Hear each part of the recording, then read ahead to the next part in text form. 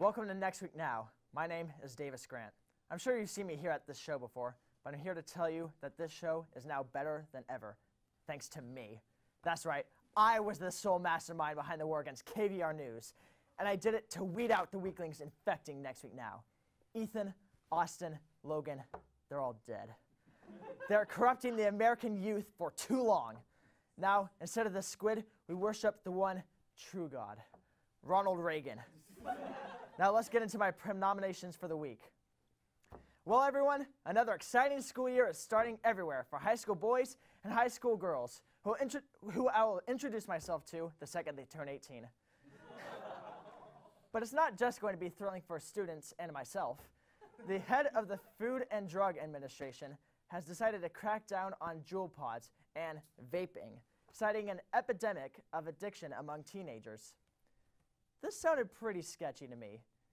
Next Week Now wanted to know why the FDA has decided to attack another American business. So we did the one thing we hate doing most of all, journalism. Now, normally we'd bring a representative from the FDA to talk on our show, but unfortunately, Next Week Now is banned by the FDA for stabbing a homeless man. Don't know why the FDA cares about poor people, but we're banned. So we had to investigate this for ourselves, and the results are fairly shocking.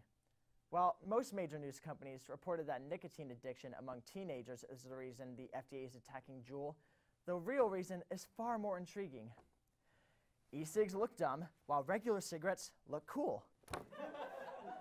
For this reason, Next Week Now is predicting that the FDA will make regular cigarettes popular again to combat Juul pods.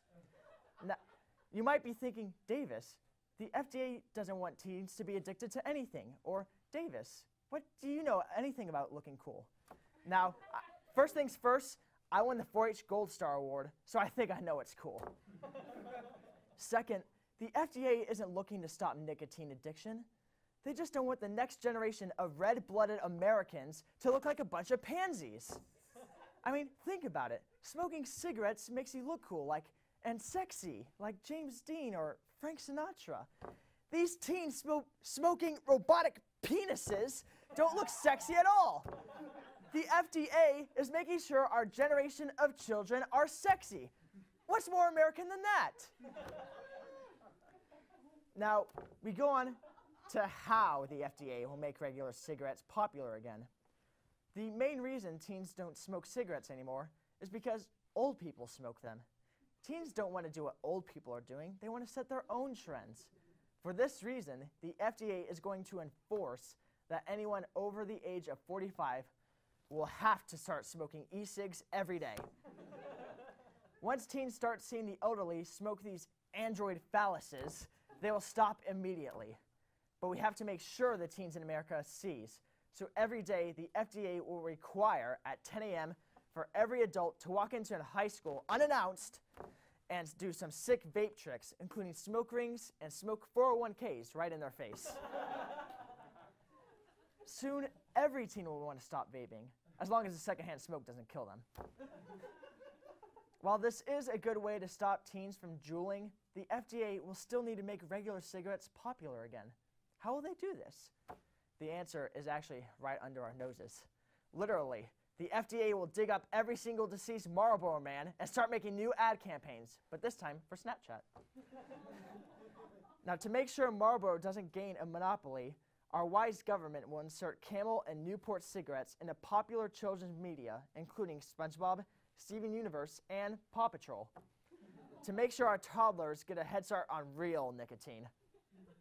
Now, when the FDA does all of this, I can guarantee you those cyborgs will stop shoving their filthy foreskins into our attractive teens.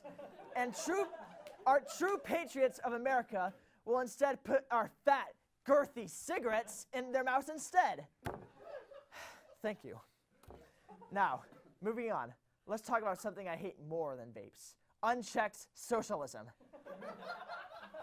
This last week, Muslim clerics in Tajikistan repaired, repainted, and re-erected a tore-down statue of Lenin. Now, of course, I would be entirely glad to hear news of an erection of a dead man. But Lenin has caused some real outrage around the world ever since that fateful night on the Ed Sullivan Show. He has been cited as saying, imagine no possessions, I wonder if you can, no need for greed or hunger, a brotherhood of man. And some people don't like that kind of dirty hippie talk. Here to talk about it is Lenin himself.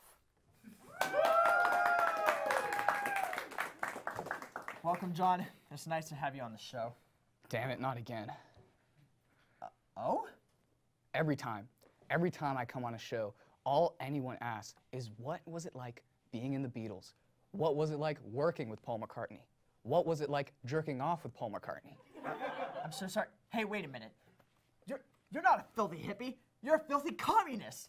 You're Vladimir Lenin. And you hate America and our hot teenage daughters. Hey, I was very hygienic for my time. And dude, gross. Clean or not, I don't like communists coming on to my show. I already have to deal with enough of them on campus. Ha, communism. I don't call rich white boy whining here communism. What are you talking about? This whole student body is a filthy communist gang. I walked around UT for 20 minutes, and you know what I see? I see wimps. All these kids talking about revolution, but the only people I see carrying guns are some conservatives. And I ask why? Why? And people tell me it's because Texas is a red state. A red state? The Soviet Union was a red state. This is some Bolshevik. Okay. Hold on.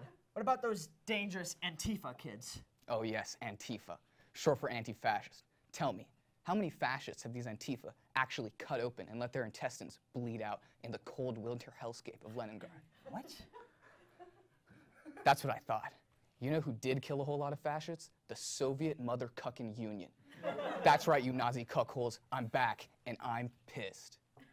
Pissed at Nazis? No, pissed at these sorry excuses for proletarians.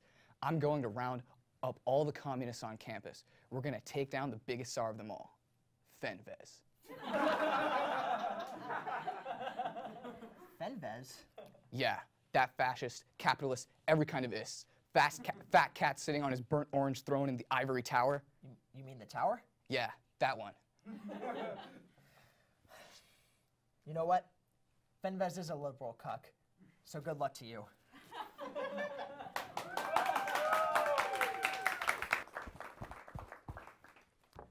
We'll take a short break, but when we come back, get ready to see rich white men in a whole new light. Now, here's some Ethan thoughts.